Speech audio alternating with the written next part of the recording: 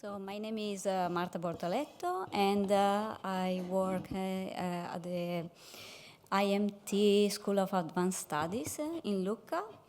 And I am in the core team of the T4TE TMS-EEG initiative that I'm going to present now.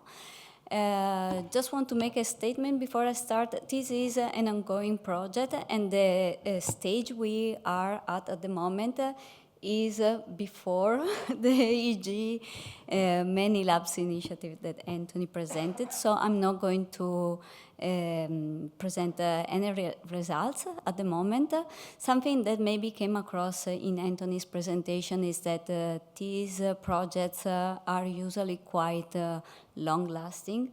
It takes quite some time to get them started, to get people, researchers involved, and to define what to do exactly in the project. So we actually spent now actually more than 3 years to get the initiative going. So, but we can feel that in 3 more years we might have finished, maybe. We will see. Okay, so I'm very bad with technology. Okay, good. So the team for TMS-EEG initiative, as the name says, focuses on the TMS-EEG co-registration, which is a technique that is more and more used in clinical and applied research to develop biomarkers in, for example, in psychiatric disorders or in dementia, or is also used to try to predict the effects of treatments in this kind of conditions, but is also used in basic research to understand effective connectivity between cortical areas. And it's a method that is complementary to other neuroimaging methods with the specific feature that all the measures that we derive are the consequence of a perturbation in the brain, and therefore we can get some information that we cannot get from correlative measures as EEG and fMRI. So its use is growing, but the methodology is still very much under development. The main issue with TMS-EEG is dealing with the several artifacts that are produced by the TMS over the EEG signal. And here in this slide, wait, suspense. I should point maybe with the pointer. Okay. So here in these slides, you can see a few examples of all the artifacts that we get when we apply TMS over EEG. And if you look carefully, we basically have artifacts all over our signal of interest. So we have pulse artifact, decay artifact, recharging artifact of TMS, muscle artifact, and sensory artifacts. So some of them are electrical artifacts, some are physiological response that are not directly induced by the magnetic field applied to the target area that we want to stimulate. And in this technique, the peculiarity is that the removal strategies to reduce or eliminate these artifacts can be distributed both in online procedures, so let's say when people collect the data, or also they can be applied offline. And so in this case, for some artifacts, we can have strategies during data acquisition, and so for some other artifacts, we might have to reduce them during data processing. And importantly, what we realize as a community is that the consensus on how to get rid of all these artifacts is, let's say, far away from us. There was a paper written by Julio Hernandez Pavón and Domenica Veniero with the collaboration of several experts in the field, describing all the procedures that we applied during TMS-EEG co-registration. And what really came out is that researchers don't agree on what we should apply, which are the strategies that we should employ to remove the artifacts. And for this reason, I and a group of friends and co-workers started to think maybe we should get TMS-EEG experts involved to work together and to try to sort out and maybe standardize a little bit more the procedures that we applied. And specifically, we created the team for TMS-EEG initiative, trying to tackling a few issues that we found in the literature. First, we realized that so far the datasets that have been collected and then published in the TMS-EEG papers are usually created with only a few participants, and as we heard already, the problem of small sample size is a big issue when we try to conclude the outcomes from our research. So we said, okay, so the first thing that we need to do is to collect large data sets. Also, we wanted to make sure that the research is run in a rigorous and transparent way, so try to improve the good practices in research. So we said that all the papers have to be published as registered reports. And finally, we decided that all the data that are collected within the initiatives has to be shared, as well all the materials that is produced by each study. And so we also looked at what's out there, what are other people using other techniques doing, and we found that, there are a lot of big team science initiatives. They have different aims. Some of them aim at replicating, some of them are aiming at studying the variability due to pre-processing. And so we found very useful to see at these, to look at these initiatives because we could understand what are the challenges in running these very big collaborations, but also many of these initiatives share the material, and we could get inspired by the material that was shared. Like, for example, agreement between the labs defining the collaboration. So, as a general structure of the initiative, we thought about something big. We really wanted to kind of like push the way that the research is performed in TMS-EEG lab, in TMS-EEG co-registration studies. And we created a framework where researchers can always include their studies. So we thought that the main issues that we want to investigate at the moment are basically three issues.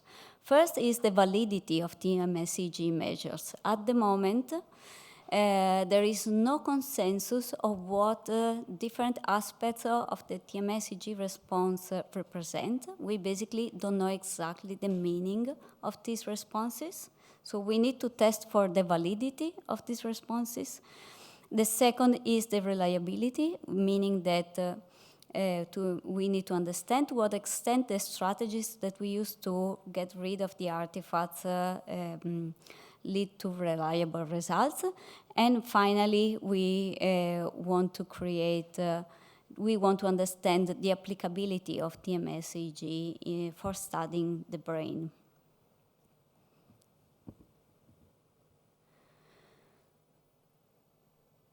Okay, so at this stage, sorry, I went forward too quickly. So at this stage, because there is no consensus among the labs, we thought that the best way to get everyone involved was to study the reliability. In this way, we could ask everyone who joined the initiative to run the study the way they usually run TMS-EEG, not to change their procedures and test how these procedures impact on the final result of a TMS-EEG study. And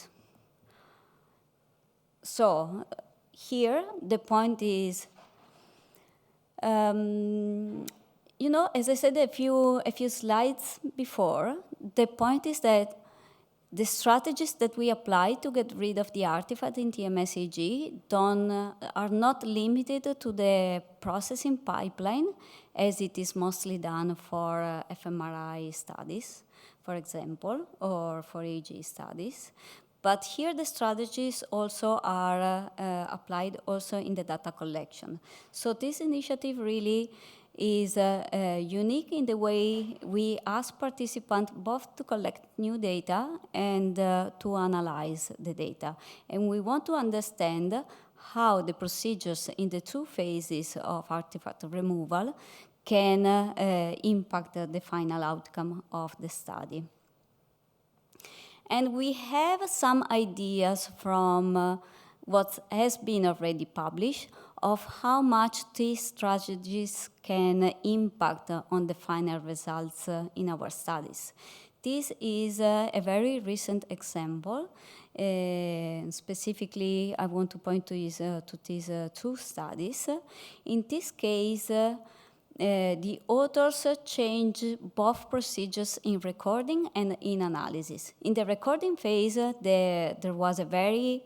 the change was in the sampling rate of the EEG amplifier, and in the analysis phase was basically the removal of high-pass filter.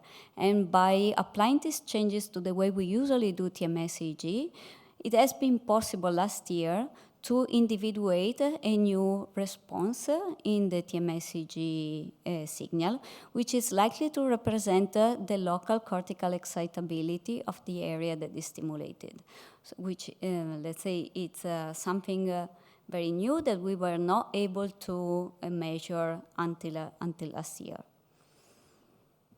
But also we have several other evidence. We have evidence from several studies that all these procedures make a change. For example, usually the TMS make a noise, and researchers tend to mask this noise during recordings. So depending on the type of noise masking that is used, there are changes in the amplitude of the TMS-EEG response. But also, the offline processing procedures can change the amplitude of the signal that we record. And as you can see from the results of this study, these changes can basically cover the entire time of this response. So here the point that still we don't know is how these methodological choices affect the way we can understand the brain functioning. Let's say, that we have hints at the moment that the methodological choices change the TP measures that we get, and this is quite, we can give that for granted. We know that if we apply a different filter, we will have a different amplitude of the signal. If we apply some correction rather than another, we have changes in the amplitude. But how this affects the outcome of our studies? So this is the point where we started, as I said, now 3 years ago. At first, we opened the call to all the participating labs, and that was December 2022.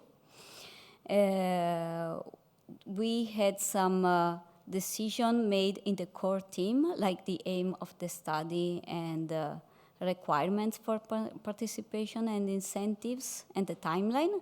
And then we disseminated the initiative to try to get involvement for as many participating labs as possible. And at the moment, we have more than 40 participating labs in the study. In the second phase, we defined the paradigm that we wanted to apply.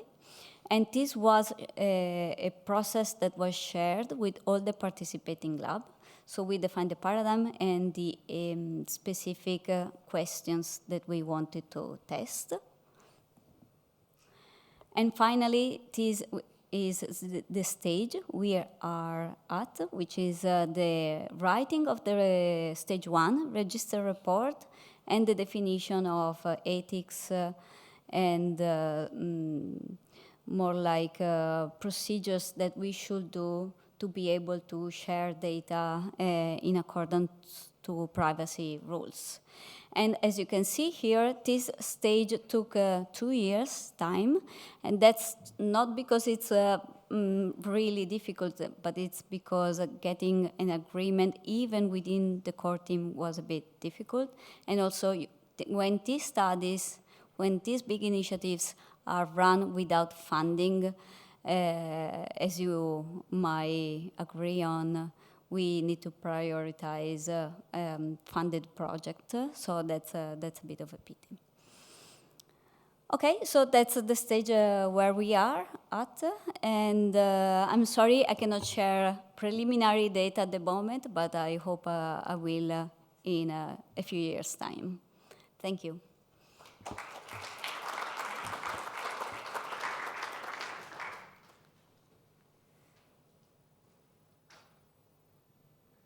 I'm not sure if you have any questions. As before, you can come to the microphone.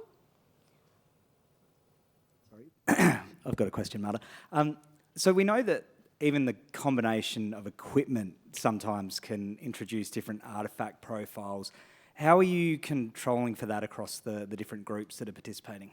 Yeah, that's a very good point, and there is no way we can get rid of the effect of the equipment. At the moment, half of the labs, for example, the main point that we thought is the type of, the pulse shape of the TMS, and at this stage, half of the lab are using monophasic and half are using biphasic, which is good because then we can still split the data for these two different aspects, but at the end there are also several other aspects related to the TMS, for example, the duration of the pulse or the shape of the coil, and we should also consider all those aspects, but there is no way that we can get exactly the same instrument across the labs. So that's something that we will have to maybe look into exploratory analysis.